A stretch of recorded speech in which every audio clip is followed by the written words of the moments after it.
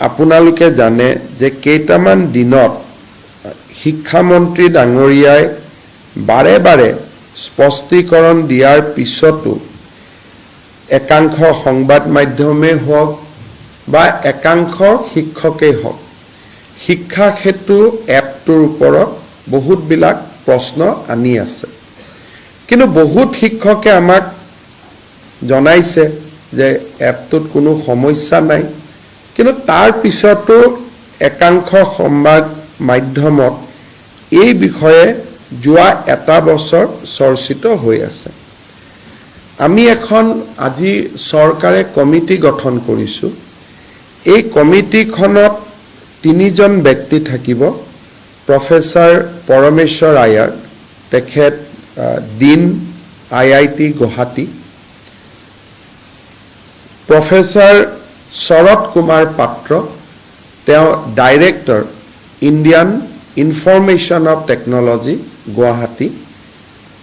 Doctor Hiten Choudhury তেওঁ cotton কলেজৰ head of the department computer science and information technology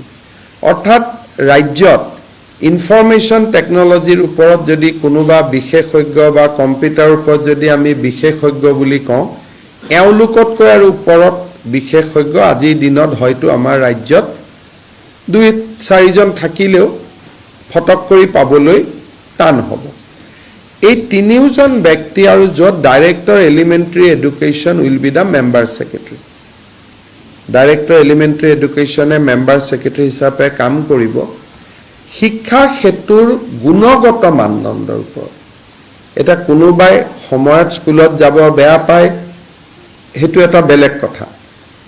শেষলৈকে স্কুলত থাকিব দিলে বেয়া পায় হেতু এটা বেলেগ কথা কিন্তু একাংশ সংবাদ মাধ্যমে কৈ আছে নহয় গছৰ ওপৰত উঠি এটেন্ডেন্স দিব লাগে এতিয়া যিসকলে এপটো পৰিচালনা কৰিছে তেওঁলোকে মোক জনাইছে যে এইবোৰ একো কৰিব নালাগে ৰেকৰ্ডখিনি লৈ ল'ব 4টা বজাৰ পিছত ঘৰত আহিও বস্তুখিনি আপলোড কৰি দিব পাৰি কোনো গছত বা ঘৰত উঠাৰ কোনো প্ৰয়োজন নাই কিন্তু গোটেই শিক্ষা ব্যৱস্থাটো যোৱা কিছুদিনৰ পৰা এটা এনেকুৱা এটা পৰিৱেশ কৰি দিয়া হৈছে যে মানে একেবাৰে যেন গভৰ্ণমেণ্টে এটা তগলকি নীতি চলাই আছে আমি সকলো এটা কথা বুজিব লাগিব যে অসমৰ আটাইতকৈ দৰিদ্ৰ ছাত্ৰ ছাত্ৰীসকল চৰকাৰী স্কুলত পঢ়ে আটাইতকৈ দুখীয়া ল'ৰা ছোৱালী চৰকাৰী স্কুলত পঢ়ে আৰু তেওঁলোকক যদি আমি ন্যায় দিব নোৱাৰো শিক্ষাই অসমতাৰ সৃষ্টি কৰিব অকল ধনী মানুহৰ ঘৰৰ ল'ৰা ছোৱালী ডাক্তৰ হ'ব ইঞ্জিনিয়াৰ হ'ব আৰু দুখীয়া মানুহৰ ঘৰৰ ল'ৰা ছোৱালী কেতিয়াও ডক্টৰ ইঞ্জিনিয়াৰ হ'ব নোৱাৰিব গান্ধীজীয়ে কৈছিল যে শিক্ষাই সমতাৰ সৃষ্টি কৰে education has a equalizing effect in our society কিন্তু যদি সৰকাৰী শিক্ষকসকল স্কুলত না যায় তে শিক্ষাই ইমান এটা ডাঙৰ অসমতাৰ সৃষ্টি কৰিব যে সেই অসমতা আমি দূৰ কৰিব নোৱাৰো আজি মই এটা উদাহৰণ দিছো প্ৰতিদিন বাতৰি কাকতখনে এই ধৰণৰ কথা লিখে গছৰ ওপৰত উঠে গছৰ তলত উঠে কিন্তু তেওঁৰ বা মোৰ 2টা ল'ৰা ছোৱালীয়ে প্ৰাইভেট স্কুলত পঢ়িছো গতিকে এই দুখীয়া দৰিদ্ৰ চৰকাৰী স্কুলত পঢ়া ল'ৰা ছোৱালীৰ যেটো প্ৰয়োজনীয়তা যে শিক্ষক এজন তেওঁলোকৰ বাবে মৌলিক অধিকাৰ শিক্ষকজন তেওঁলোকৰ মৌলিক অধিকাৰ তেওঁলোক that is their fundamental rights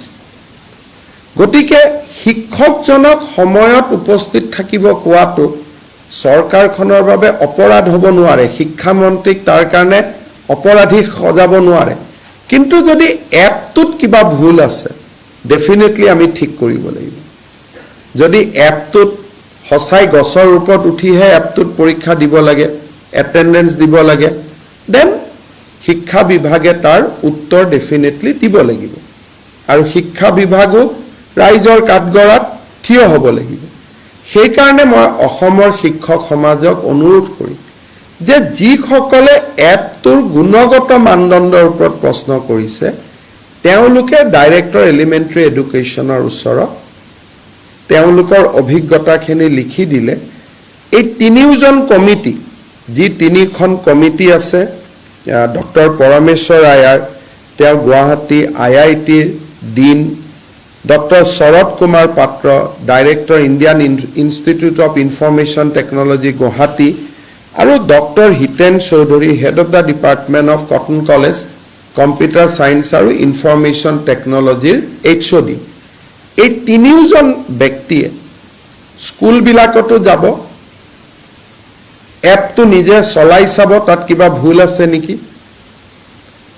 আৰু শিক্ষকসকলৰ কথাও শুনিব, আৰু তেওঁলোকে আমাক ছাজেশ্যন দিব যে এপটোত যদি কিবা ভুল আছে আমি কেনেকৈ তাক ইমপ্ৰুভ কৰিব পাৰোঁ। কিন্তু সময়ত যোৱা আৰু সময়ত স্কুলৰ পৰা অহা, ইলেকশ্যনত লাগিলে আমাক ভোট দিয়কে বা নিদিয়ক, সেই বেছিক নীডটোত আমি কম্প্ৰমাইজ কৰিব নোৱাৰোঁ। কাৰণ সি যদি কৰোঁ তেতিয়াহ'লে আমি মুখ্যমন্ত্ৰী আৰু শিক্ষামন্ত্ৰীৰ আসনত বহাৰ আমাৰ কোনো অধিকাৰেই নাথাকিব। কাৰণ আমি ইয়াতে অসমৰ লাখ লাখ চৰকাৰী বিদ্যালয়ত পঢ়া দৰিদ্ৰ শিক্ষাৰ্থীসকলৰ বাবে আমি ৰাজনীতি কৰিছোঁ। গতিকে আমি যদি বেছিক কথাটোত কম্প্ৰমাইজ কৰোঁ তেতিয়াহ'লে আমি ৰাজনীতি কৰিবই নোৱাৰোঁ। কিন্তু যদি এ ছেকশ্যন অফ টিচাৰ্ছ, তেওঁলোকৰ যদি সঁচাকৈয়ে কিবা অভিযোগত মেৰিট আছে, তাক শুনাটো আমাৰ দায়িত্ব, তাক শুনা, তাক নিৰাময় কৰা আমাৰ দায়িত্ব। গতিকে মই ৰাজ্যৰ শিক্ষক সমাজক, আমাৰো ভুল থাকিব পাৰে, মই নকওঁ যে আমি একেবাৰে ভুল কৰিব নোৱাৰা মানুহ, আমাৰো ভুল থাকিব পাৰে, কিন্তু এপটোৰ যদি গুণগত মানদণ্ডৰ ওপৰত কিবা ক'বলগীয়া আছে তেওঁলোকে ক'ব পাৰিব। আৰু এই তিনিওজনীয়া কমিটিক মই ৰাজ্যৰ তিনিখন চৰৰ বিদ্যালয়ত গৈ, চৰ চাপৰি বিদ্যালয়ত গৈ, তিনিখন পাহাৰৰ বিদ্যালয়ত গৈ, তিনিখন পাহাৰ, তিনিখন চৰ আৰু তিনিখন আমাৰ একেবাৰে পিছপৰা অঞ্চলৰ স্কুলত গৈ এপখিনি ৰাতিপুৱা সেই সময়টোত নিজে ব্যৱহাৰ কৰি আমাক পৰামৰ্শ দিবলৈ মই আহ্বান জনাইছোঁ। কমিটিখনৰ লগত ময়ো কথা পাতি ল'ম। জুলাই মাহৰ 31 তাৰিখলৈকে যিহেতু গৰম বন্ধ থাকিব, সকলো শিক্ষকক এই কমিটিত মই তেওঁলোকৰ অভিজ্ঞতা কমপ্লেইন দিবৰ বাবে মই অনুৰোধ কৰিম। অহা কালি বা পৰহি পেপাৰত ইমেইল একাউণ্ট আদি কমিটিয়ে দি দিব, আৰু আমি নিৰপেক্ষভাৱে এই কমিটিখনৰ প্ৰতিবেদন অহা 1 ছেপ্টেম্বৰত ৰাইজৰ আগত আমি প্ৰকাশ কৰিম। যে কিবা যদি বেয়াও দেখিছে এপটোত, আমাক কি ক'ব, তেওঁলোকে ক'ব যে দুটা আৰু ইয়াত প্ৰভিজন সোমাই লওক, দুটা ভাল ছফ্টৱেৰ আনক, ভাল কৰক। ভাল কৰাততো আমাৰ কোনো আপত্তি নাই, চ' উইল ডু ডেট। মই ভাবোঁ যে এই ব্যৱস্থাৰ পিছত ৰাজ্যৰ শিক্ষা ব্যৱস্থাত যোৱা এটা বছৰ ধৰি যিকোনো কাৰণতে সৃষ্টি হৈ থকা তিক্ততাৰ অৱসান ঘটিব। আৰু শিক্ষামন্ত্ৰী ৰনোজ পেগু ডাঙৰীয়াৰ লগতো মই কথা পাতিছোঁ, তেওঁ কৈছে যে মোৰ কোনো আপত্তি নাই, মুখ্যমন্ত্ৰীয়ে যদি এনেকুৱা কমিটি এটা গঠন কৰি দিয়ে মই আদৰণি জনাম। আৰু এই কমিটিটো শিক্ষা বিভাগৰ পৰিৱৰ্তে মই নিজে পিক কৰিছোঁ যাতে ই সম্পূৰ্ণ নিৰপেক্ষ হ'ব। শেষত মই স্বাস্থ্য বিভাগৰ দুটা কথাৰে সামৰণি মাৰিব খুজিছোঁ, তাৰপিছত আপোনালোকৰ কিবা প্ৰশ্ন থাকিলে মই উত্তৰ দিব পাৰিম। আপোনালোকে জানে যে নলবাৰীত 2019 চনৰ জুন তাৰিখে মই এটা বিশেষ আঁচনি আৰম্ভ কৰিছিলোঁ,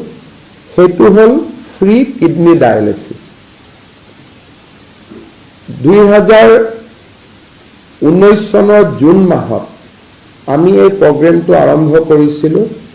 কোভিডৰ সময়ত যেতিয়া প্ৰাইভেট হস্পিটেলবিলাক বন্ধ হৈ গৈছিল, তেতিয়া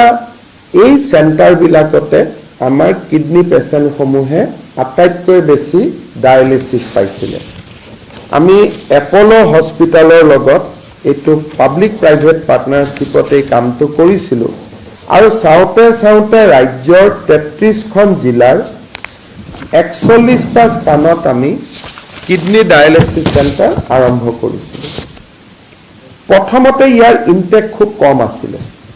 প্ৰথম বছৰ আমি 24,000 ছেছন আমি কৰিছিলোঁ। খুব মই ভাবিছিলোঁ যে প্ৰগ্ৰেমটো কিমান ভাল হ'ব, কিমান বেয়া হ'ব। 23-24 চনত আমি 2,21,116টা আমি ফ্ৰী ডায়েলিচিছ ছেছন মানুহক আমি কৰিব পাৰিছোঁ। কেতিয়াবা কেতিয়াবা সংবাদ মাধ্যমৰ পৰা বহু আঁতৰত গৈ